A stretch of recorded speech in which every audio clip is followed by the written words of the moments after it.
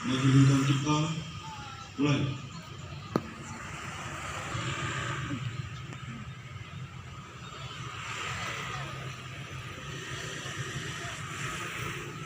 Pancasila.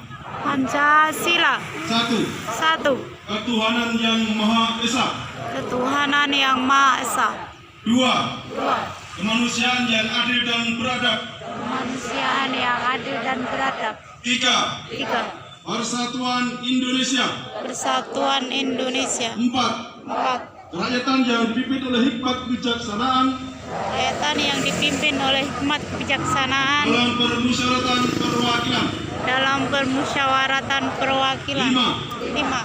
Keadilan sosial bagi seluruh rakyat Indonesia. Keadilan sosial bagi seluruh rakyat Indonesia.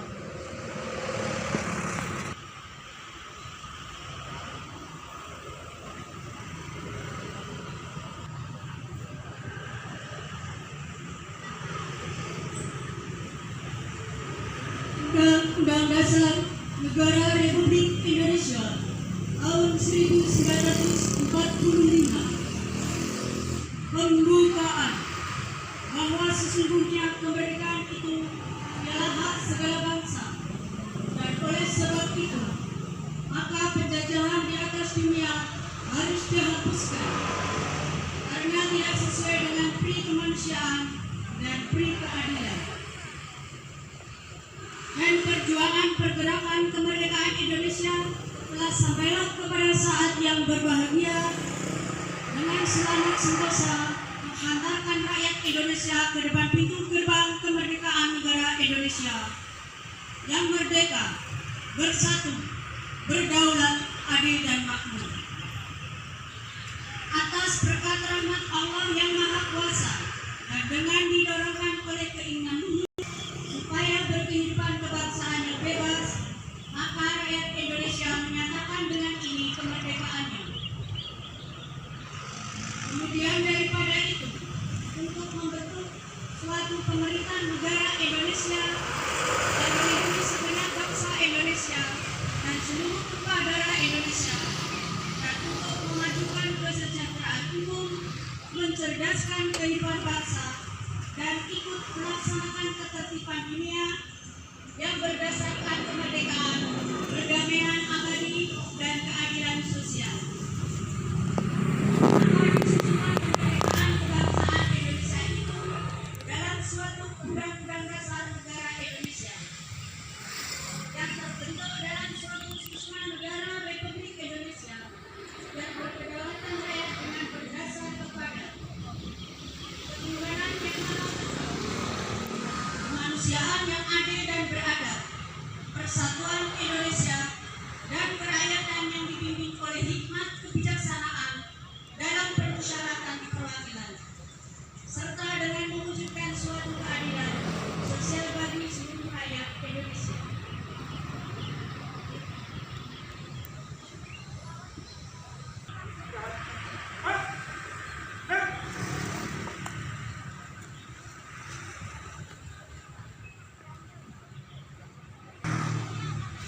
Sambutan Menteri Komunikasi dan Informasi Indonesia dalam peringatan ke-116 Hari Kebangkitan Nasional, kebangkitan kedua menuju Indonesia Emas, 20 Mei 2024. Assalamualaikum warahmatullahi wabarakatuh. Waalaikumsalam warahmatullahi wabarakatuh. Salam, Om Swastiastu, Namo Buddhaya, salam kebajikan, sejahtera bagi kita semua. Saudara-saudara sebangsa dan setanah air, hari-hari ini kita dihadapkan pada suatu realitas yang terpampang terang, yakni kemajuan teknologi yang melesat cepat.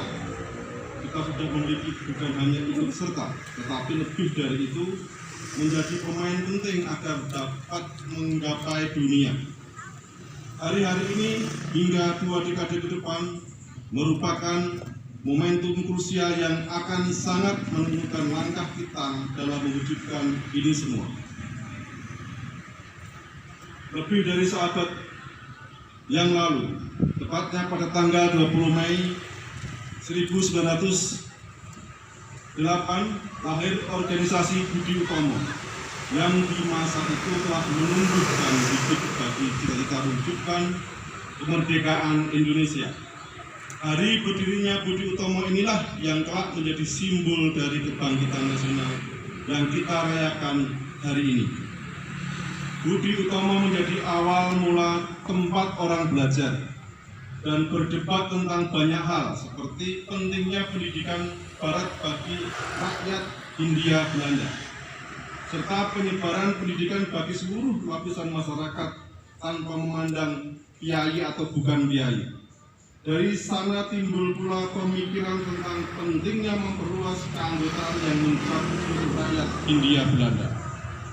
Saudara-saudara sebangsa dan setanah air, apa yang telah dirintis Budi Utomo dilanjutkan oleh banyak organisasi yang lain yang muncul belakangan.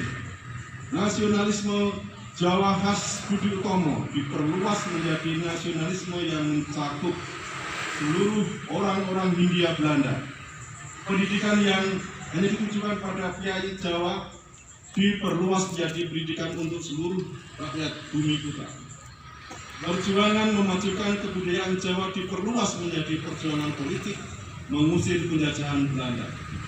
Perluasan dari cita-cita yang telah ditumbuhkan oleh Budi Utomo mencapai titik puncak pada proklamasi kemerdekaan.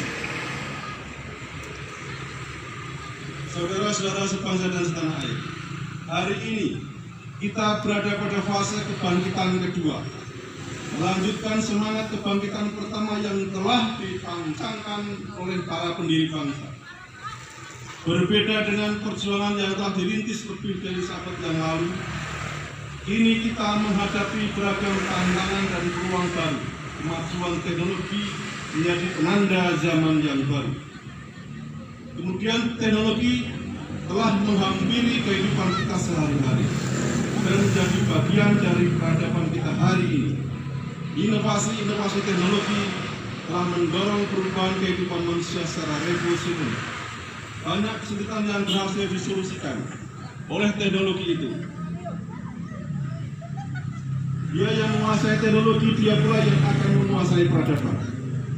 Di titik ini gambarannya makin jelas. Penguasaan atas teknologi merupakan keniscayaan bagi kita untuk menyongsong Indonesia emas. Saudara-saudara sebangsa dan setanah air, bonus demografi yang memiliki Indonesia haruslah dikelola dengan kebijakan.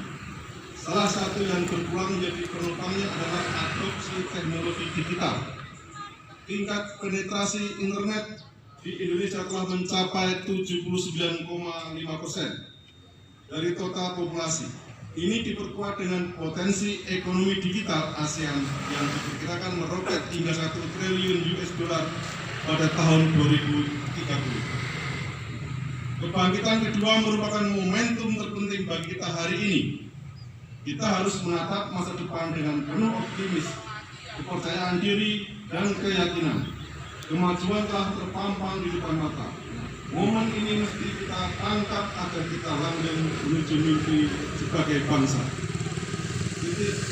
Tidak mungkin lagi bagi kita untuk berjalan lamban, karena kita berkejaran dengan waktu. Di titik inilah seluruh potensi sumber daya alam kita, bonus demografi kita, potensi transformasi digital menjadi modal dasar menuju Indonesia emas 2045. Mari kita rayakan kebangkitan nasional kedua menuju Indonesia emas. Semoga Indonesia berjaya. Wassalamualaikum warahmatullahi wabarakatuh. Kami ingin sampaikan, di tahun ini kita menghadapi pesta demokrasi yang kita lalui adalah pileg dan pilpres. Alhamdulillah di 15 hari kita tidak ada kendala, tidak menyelesaikan masalah. Di beberapa kecamatan ada kendala di Kada. Tentunya ini nanti sangat krusial karena terkait benturan kepentingan terlalu dekat. Karena ini adalah pilkada, jadi potensi kedekatan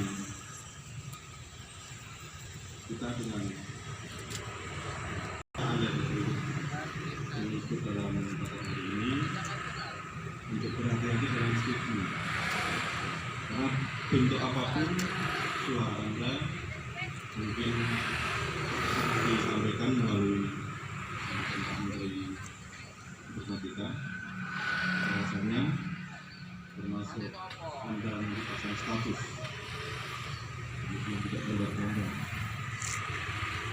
Anda akan berpihak kepada Anda sendiri. Jadi sebaiknya kalau memang tidak perlu dan